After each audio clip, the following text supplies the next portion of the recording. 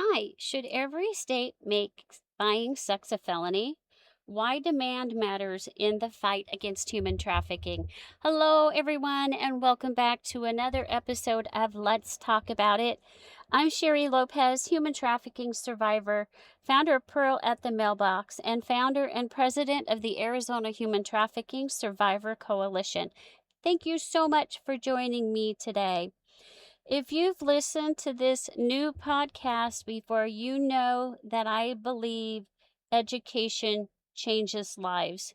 Sometimes all it takes is understanding one thing differently for an entirely new perspective to emerge.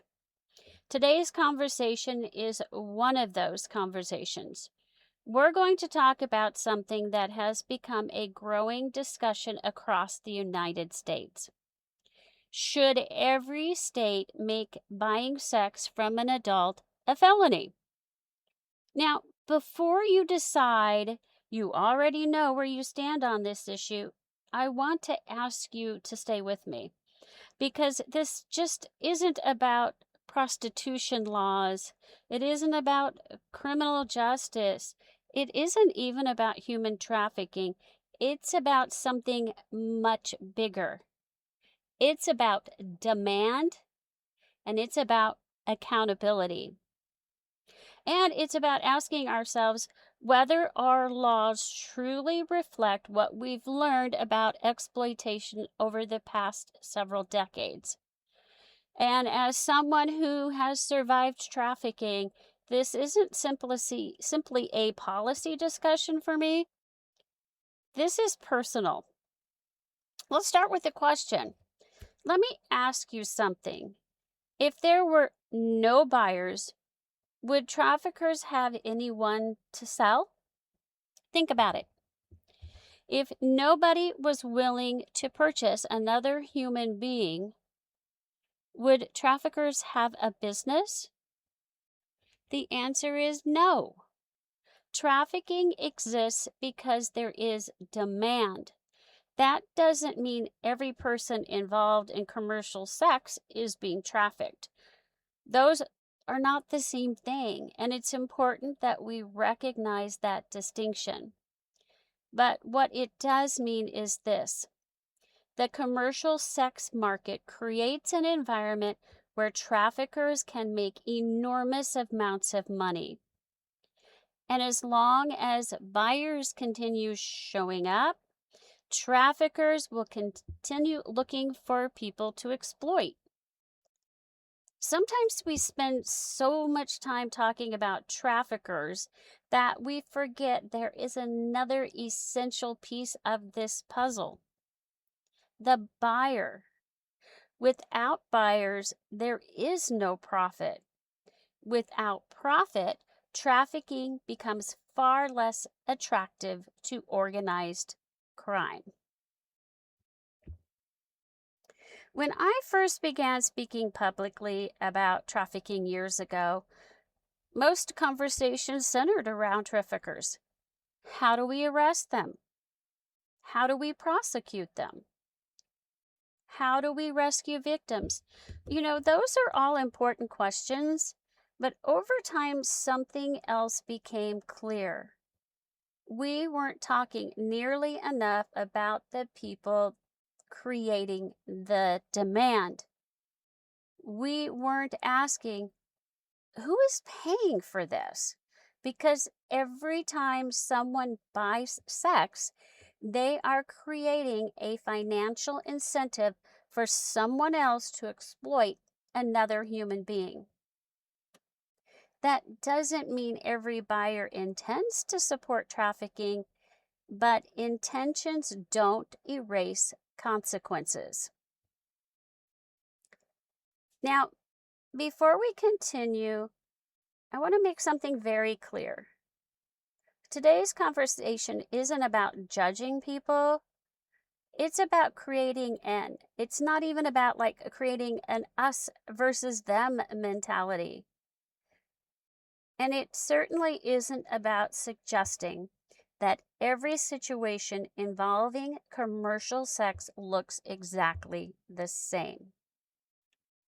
That's because Life is complicated, and people's stories are complicated. Some individuals will tell you they have freely chosen to sell sex.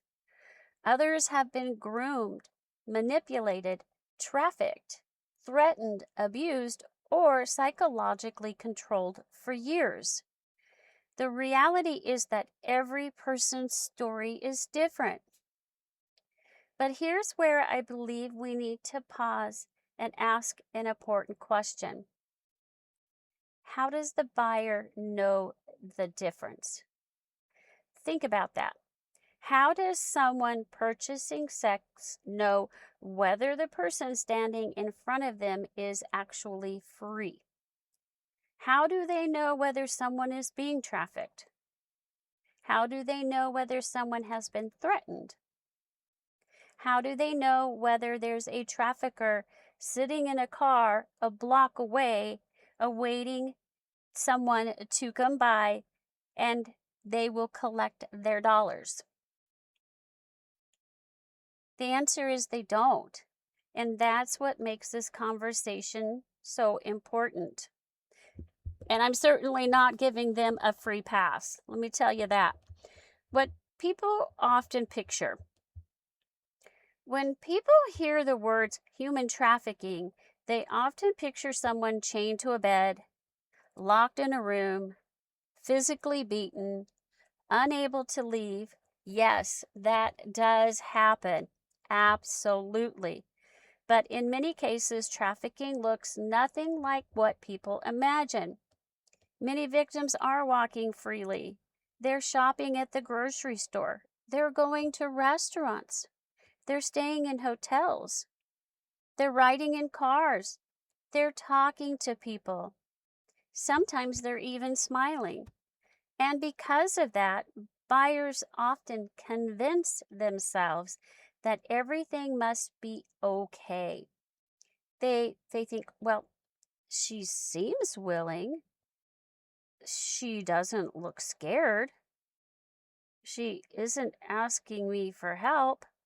But trafficking doesn't work that way.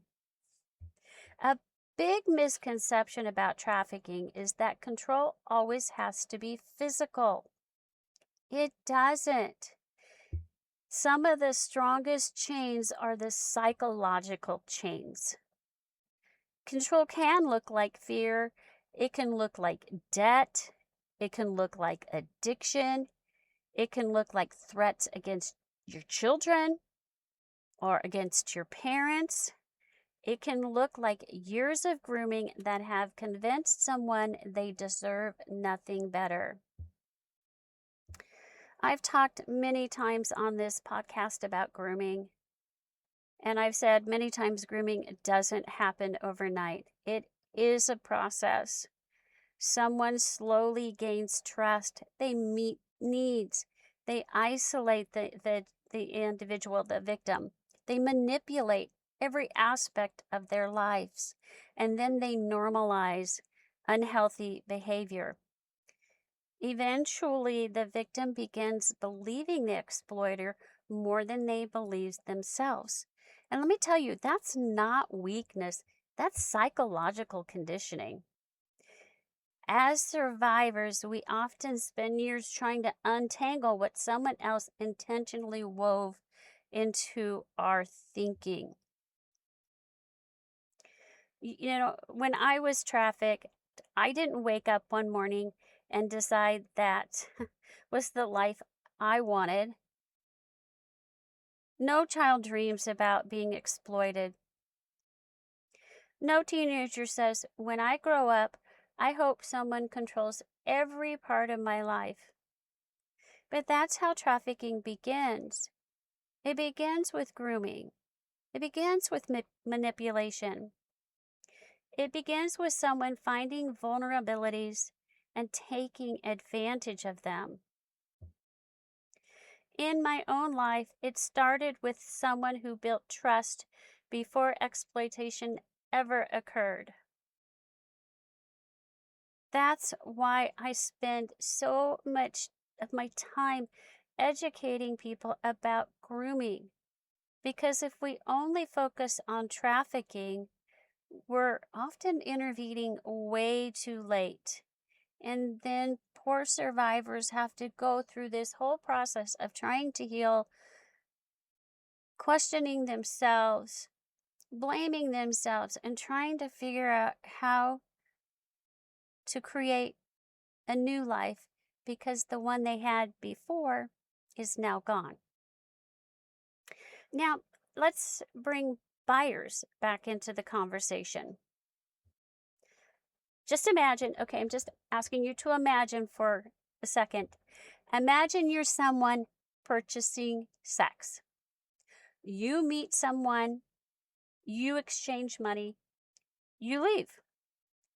What do you actually know about that person's life?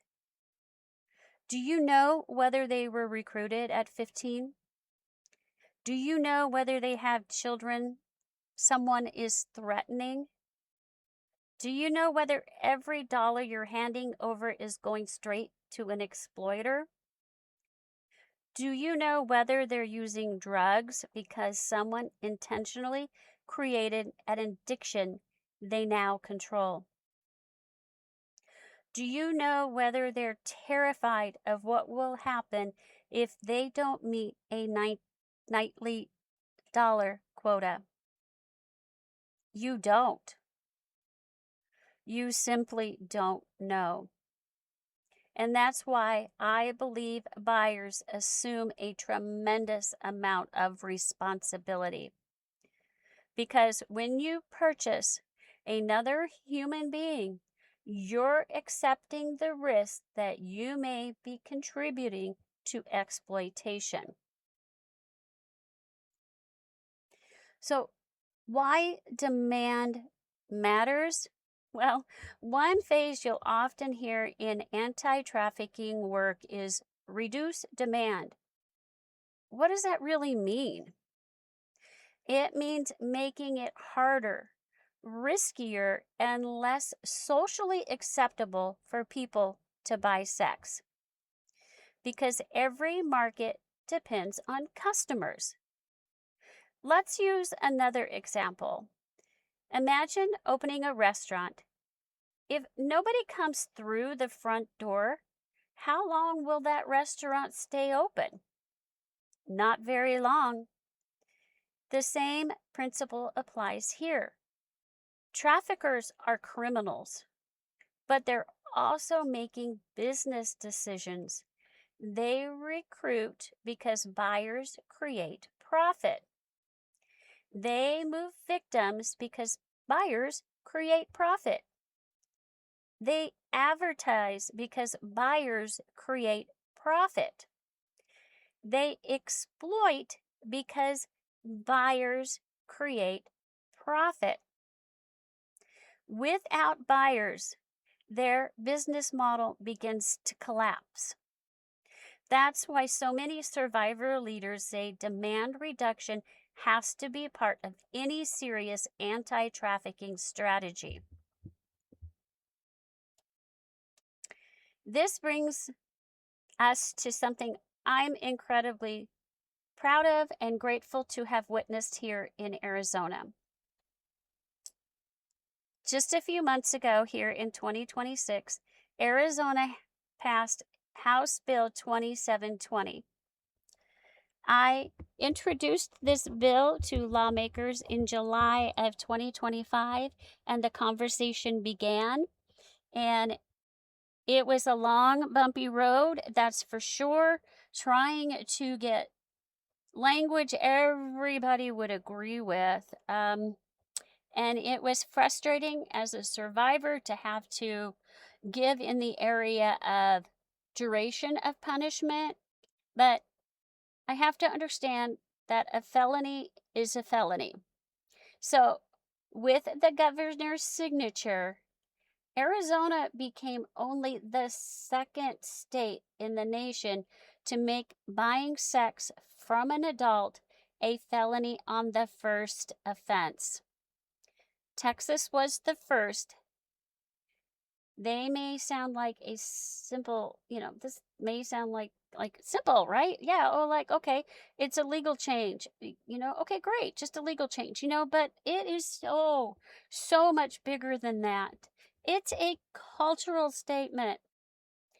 It's saying that our laws are beginning to recognize that buyers aren't simply bystanders, they're participants. Without buyers, commercial sexual exploitation doesn't generate profit. And when lawmakers acknowledge it, boy, it changes the conversation. So, why a felony? Some people ask. Why does it have to be a felony? Isn't a misdemeanor enough? I guess that's a fair question. But here's how I think about it. Our laws communicate what society considers serious. What makes crimes felonies because they involve significant harm or because we believe stronger accountability is necessary. For decades, much of the focus was on arresting the person selling sex. Many of those individuals were later identified as trafficking victims. Meanwhile, buyers often received comparatively light penalties. Little slap on the hand, let them go, bye-bye, no problems. But Arizona's new law reflects a different philosophy. It says the person creating the demand should face meaningful consequences. Not because punishment alone solves trafficking, it doesn't, because accountability matters and laws influence behavior. If someone knows that purchasing sex could result in becoming a convicted felon, maybe they'd think twice. Will every person stop and think this way? No, probably not. But if enough people reconsider, demand begins to decline. And that's exactly what many survivor advocates have been calling for. Make the buyers accountable. Stiffer, harsher penalties make them think twice. So, what's the bigger picture? I don't believe there's one law that will end trafficking. If there were, we would have passed it years ago. Human trafficking is complex.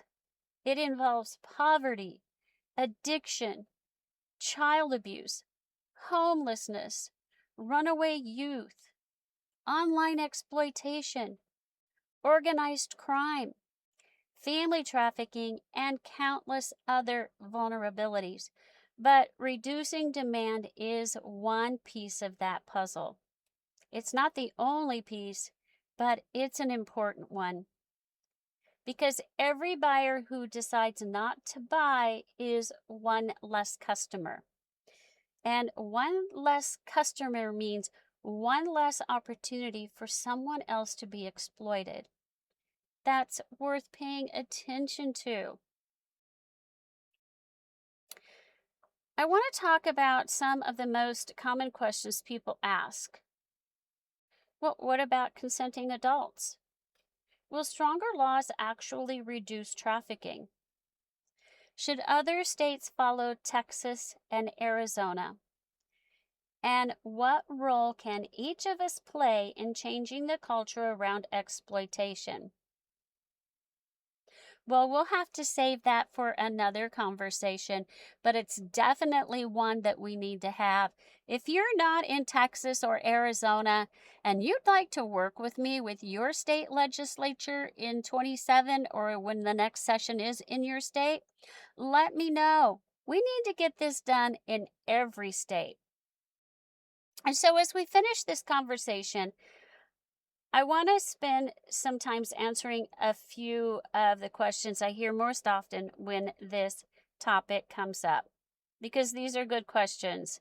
And I'm going to answer them now instead of wait for another time because I feel like I'm on a roll. I'm not tripping over my mouth today. I'm actually doing good. So, what about consenting adults? This is probably the number one question I hear. Someone will say, but Sheri, what if they're both consenting adults? Shouldn't that be their choice? And I understand why people ask that. And I also understand that people have very different beliefs about commercial sex. My goal today isn't to convince you what to think about every aspect of prostitution. My goal is much narrower. It's to talk about human trafficking and the role that buyer demand plays in fueling exploitation. Here's the challenge. As a buyer, you cannot know someone's story. You cannot tell simply by looking at someone whether they are being trafficked. You can't see the trauma. You can't see the years of grooming or psychological coercion. You can't see threats made against the family and all of the stuff that we talked about. And you certainly can't see the trafficker waiting around the corner in the lobby or at an apartment or a home waiting for the cash to be delivered to them.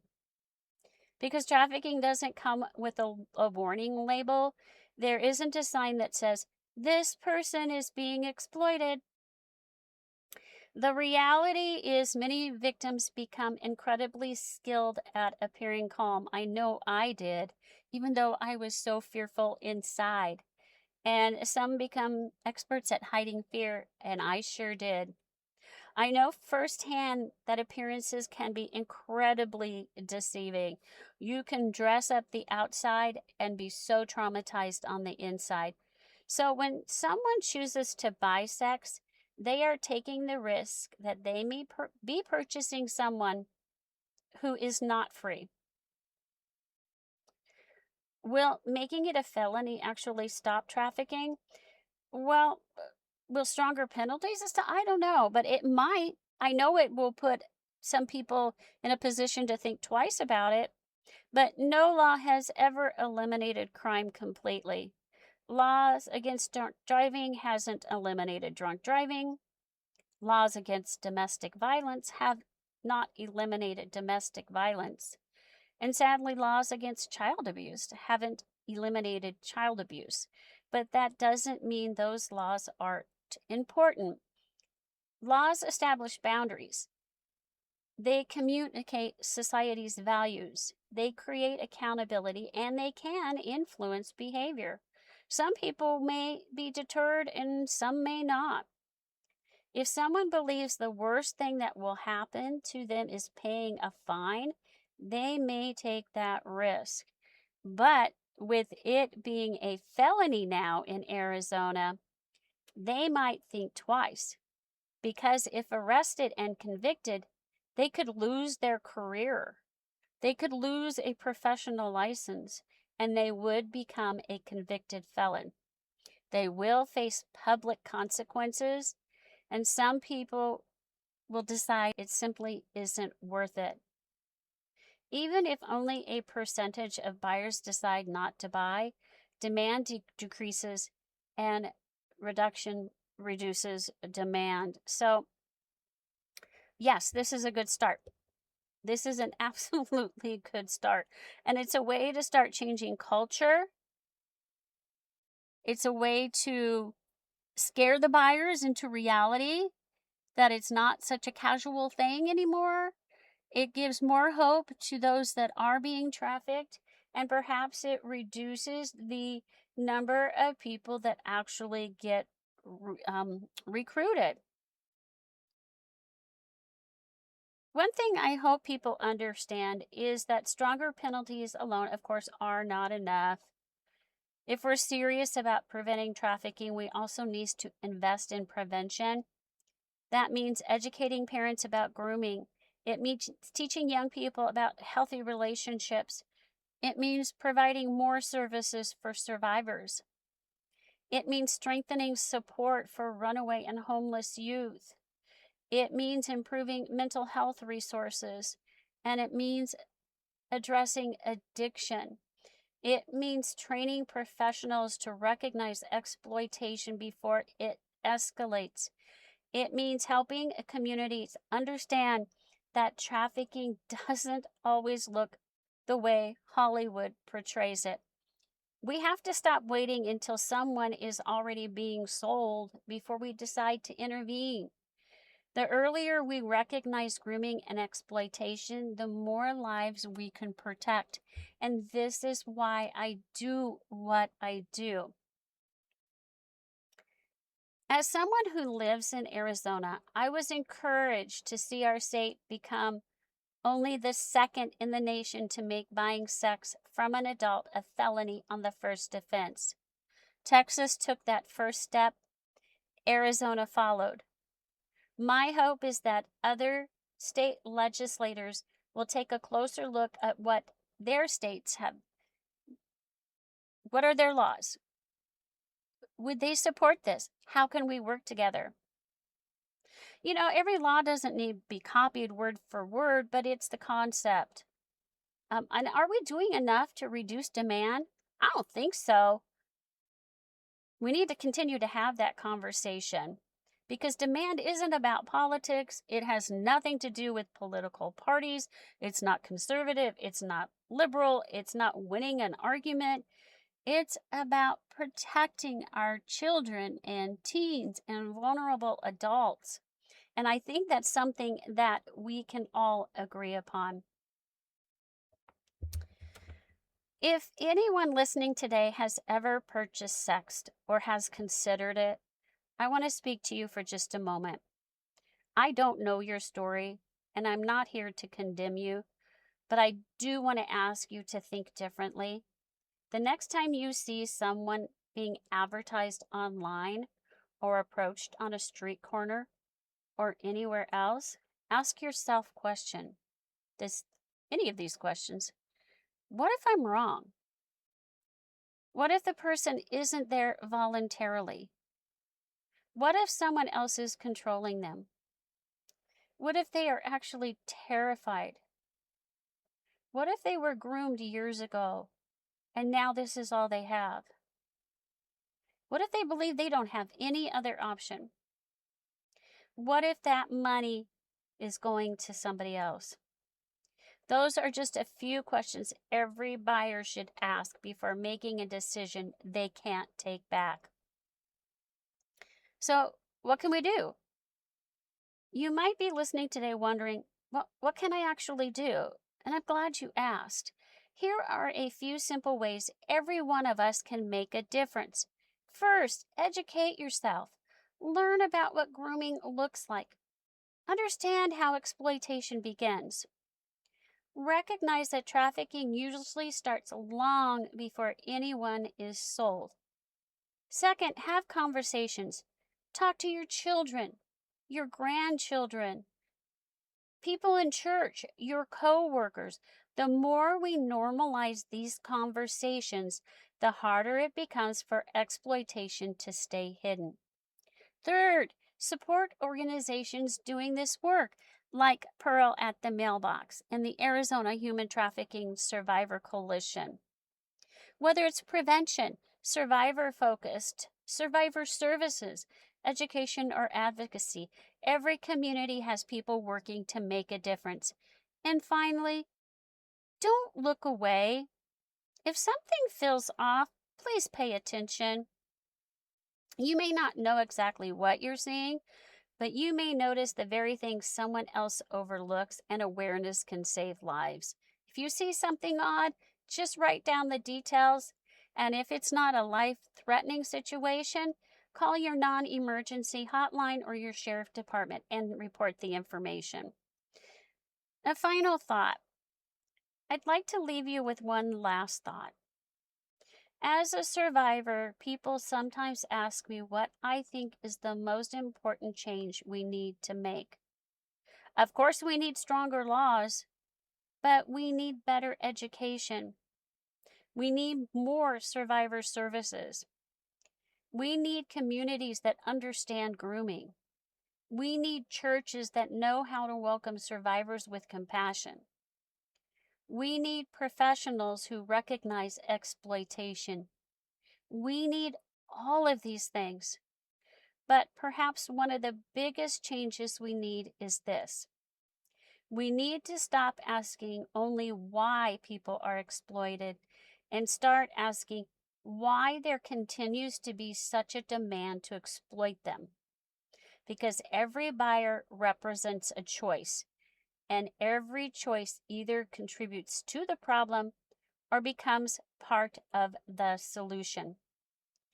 Imagine what could happen if every state in America said with one clear voice, buying another human being for sex is not a minor offense. It's a serious crime with serious consequences. Would trafficking disappear overnight? Again, no. But could we possibly reduce demand? I think so. And we might actually discourage buyers. Fewer buyers means fewer traffickers and fewer profits and less people being recruited and exploited. And that is something worth fighting for. I do not want anybody else to experience what I experienced or other survivors that I work with. It's not okay. And it needs to stop. So thank you so much for spending your time with me today. If today's conversation challenged you or taught you something new, I'll hope you share this with someone else because these conversations matter. If you feel led to support Pearl at the Mailbox in this prevention fight to get more people educated to stop the grooming process before it leads to trafficking, visit pearlatthemailbox.org, all spelled out.